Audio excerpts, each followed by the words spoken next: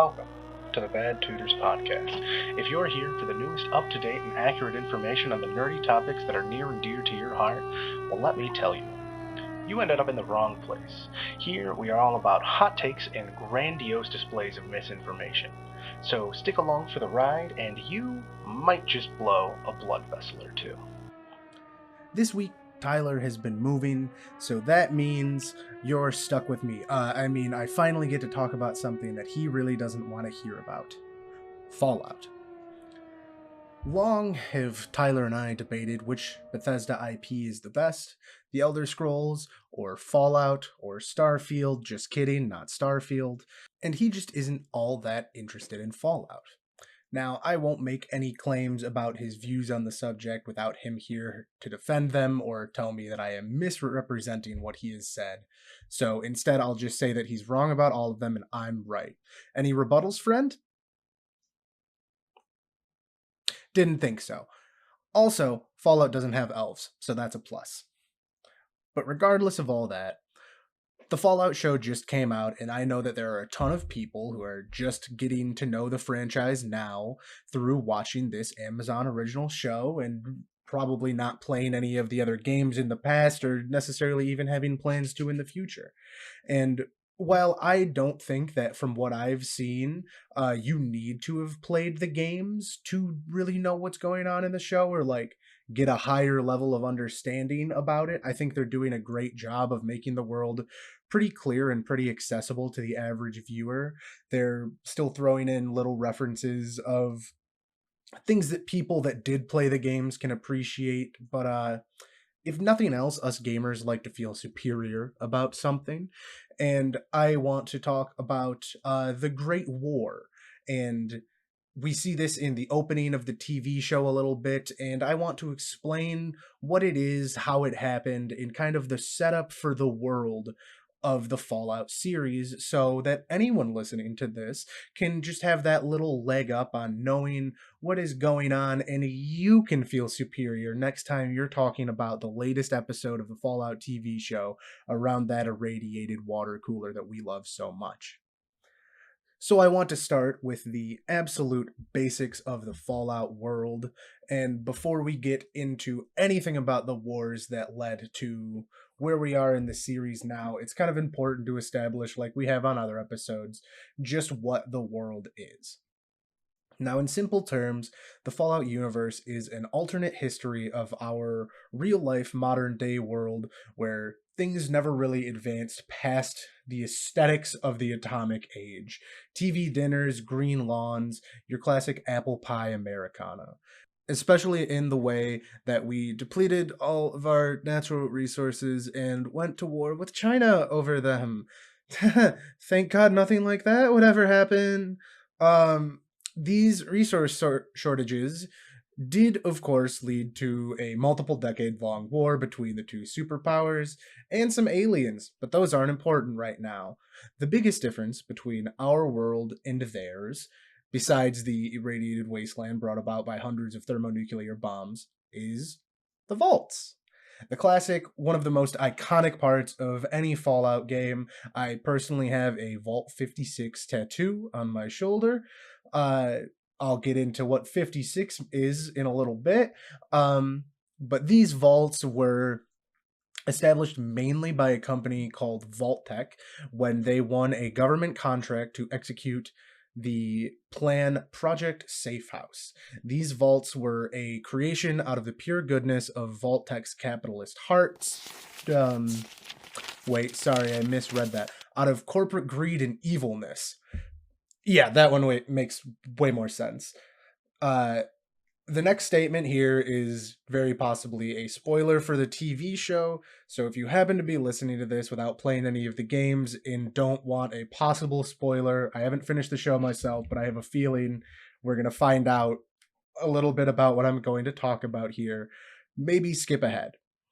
And that is that every vault that we know about throughout this series was made to save people in the event of a nuclear war, yes, but also they had secret ulterior motives, mainly focusing around very awful and heinous social experiments. For example, we see in Fallout 4 through a companion quest, Vault 95, a vault that was meant to take in drug addicts and rehabilitate them into responsible members of society when the surface was habitable again. They planted a Vault Tech agent there among the other addicts that would record their progress, and then after 5 years, they would open up a massive cache of hidden drugs just to see what they would do. Just a quirky little experiment. It's even noted that the agent recorded progress saying, wow, everything is working very, very well.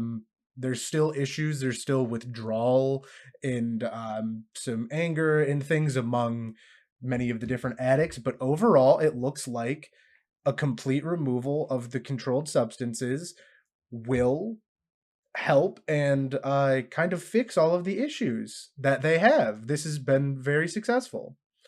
And then he opened the drug cache anyways, and it led to a complete downfall of the vault, as not only did a lot of them relapse, and the drugs of the Fallout world are a lot worse than the drugs of our real world. They all kind of realized that Vault Tech had just been fucking with them. So they killed all of the staff and took over, and I believe most of them died. Um, in a slightly less evil, but still not good, still a little sinister experiment, the Vault 56, my namesake vault. The experiment there is that simply all forms of entertainment were completely removed from the vault before people were let in. That is, except for tapes of one particularly bad comedian. And the sister vault that went with this was a vault where just all entertainment had been removed from the premises. And that one was expected to last longer than Vault 56 was. So we have some heinous things and we have some kind of funny things. Um, but this goes to outline kind of that these were the architects of the pre-war planning for what was inevitably going to be post-war society. By instead of just trying to save humanity, they planned to fuck with it and then see how they would emerge, likely far after all of the people involved in Project Safe House and Vault Tech were dead in one way or another, whether just through sheer time, it's been a couple hundred years when the vaults begin to open, or eat the rich fucking capitalism. One of the two. Doesn't really matter.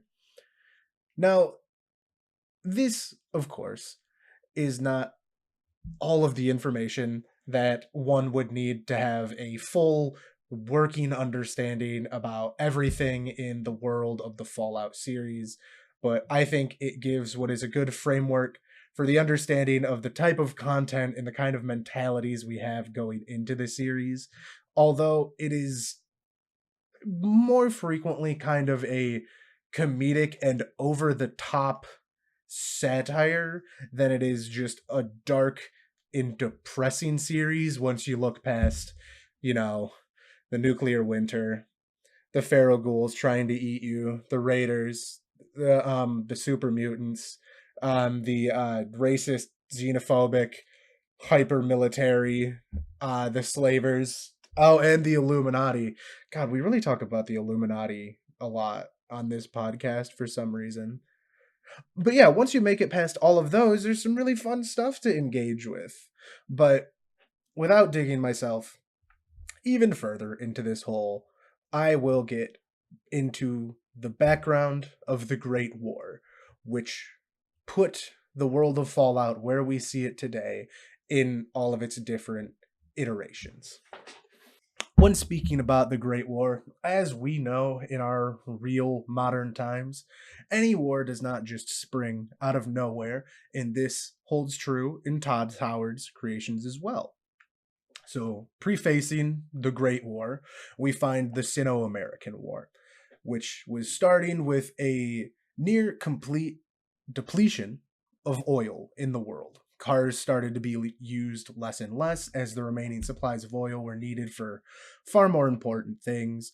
And while there were the beginnings of atomic powered cars that we see a lot of remnants of throughout the games, it was too little too late.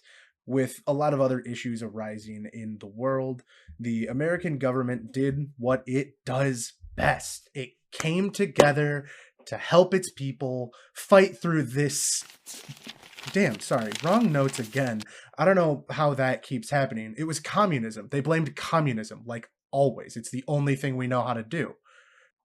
To be somewhat fair to the government for once, it wasn't 100% unwarranted, as the People's Republic of China had invaded Alaska for what was more of an escalation of paranoia and Red Scare than it was like created wholesale. So it wasn't completely unwarranted, but like we're really good at blaming communism for things. Um so I'm just going to provide kind of a brief outline of the Sino-American War as we have the events that led up to it. This includes the U.S. invading Mexico for oil after completely destabilizing it. God, that would never happen. Europe invading the Middle East for oil. God, that would never happen. America going through a plague. God, that would never happen. Vaultec executing Project Safe House, as I discussed earlier, and America invading Canada as a means to defend Alaska, which I will get into shortly. And then there was one event kind of really only known as the Niagara Sabotage, which seemed to be, from my research, kind of the official tipping point into the Sino-American War, where Wan Yang, a Chinese intelligence asset, was arrested for sabotaging something. Very little is known about it, and in my opinion, without playing the DLC that this information actually comes from within Fallout 3, it is not impossible that the American government just pretended that something happened or did it themselves and blamed the People's Republic of China. But that's just a theory. A game Sorry, God, I really need Tyler to rein me in on these episodes. Can't really do them solo. Who knew?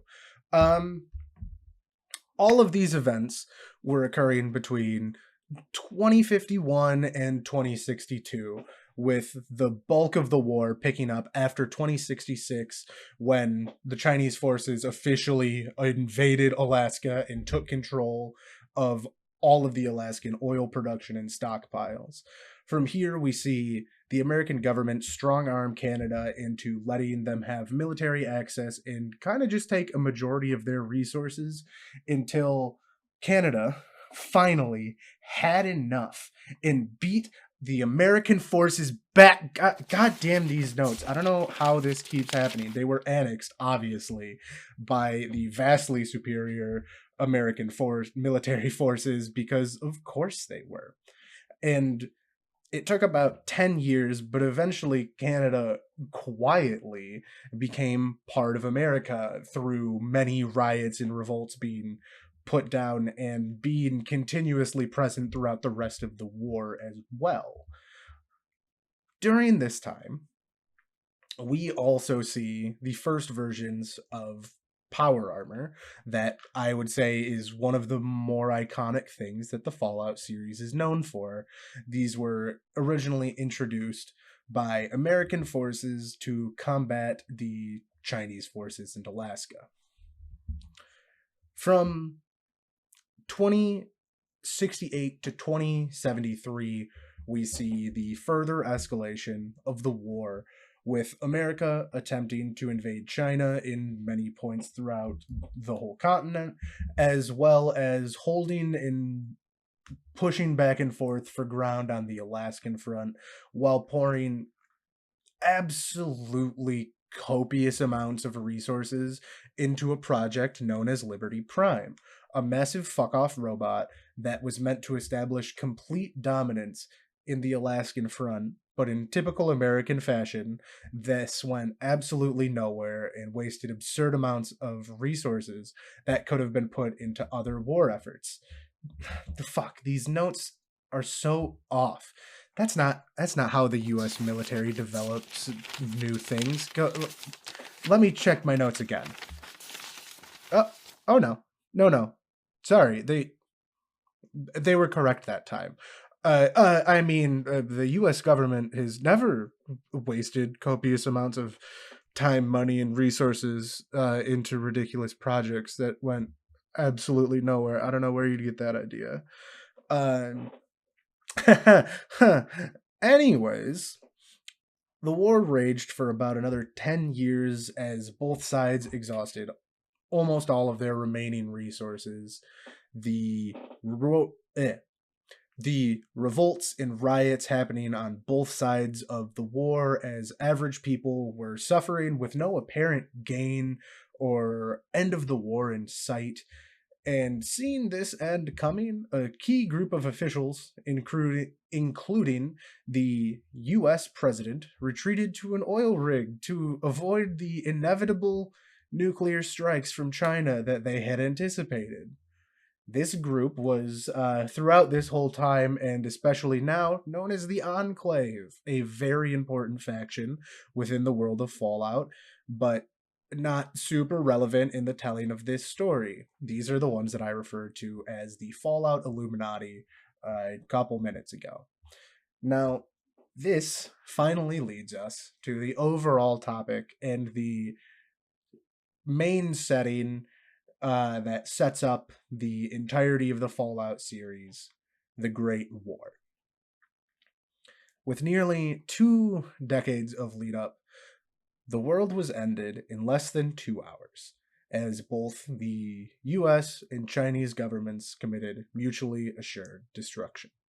I will be reading directly from the wiki here, as there are just a ton of times and dates that are difficult to paraphrase and keep things in order as I talk about them. So we start. The war both began and ended on Saturday, October 23rd, 2077.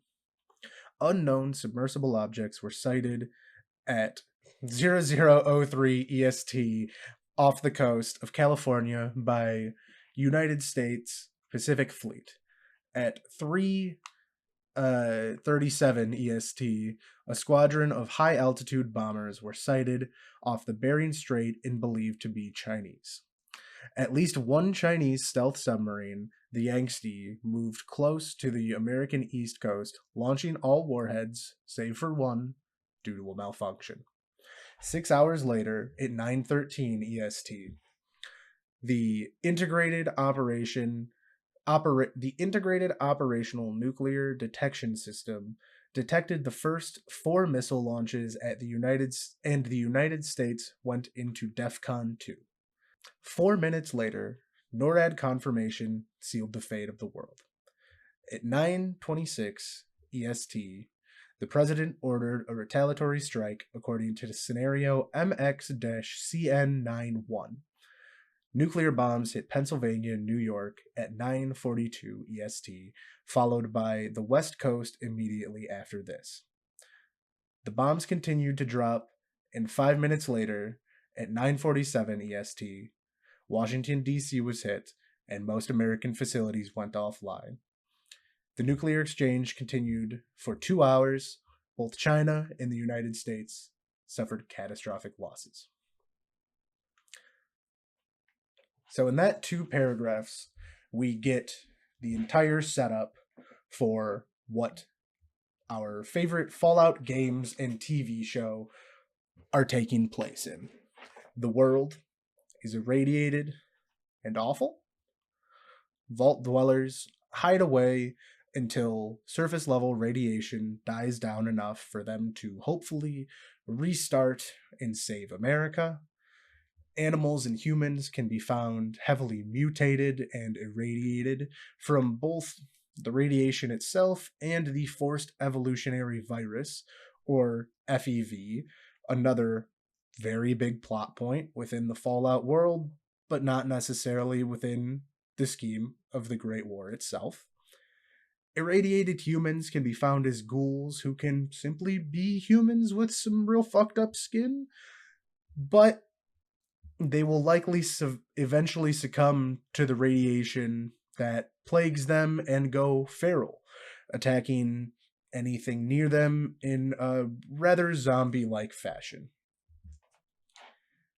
Now, this is a short one, just a little cursory glance at all of the things that, to be fair, you don't even technically need to know to enjoy the Fallout series, but I myself am one that always likes to know where the worlds that I love come from and how we got to where they are. It's fun knowing that instead of just some nebulous nuclear event, the Fallout universe came from the issues of late stage capitalism, and the overreach of multiple governments as the world began to crumble around them, sealing the sealing the fate of billions of remaining people on Earth as they hid in bunkers and oil rigs inaccessible to our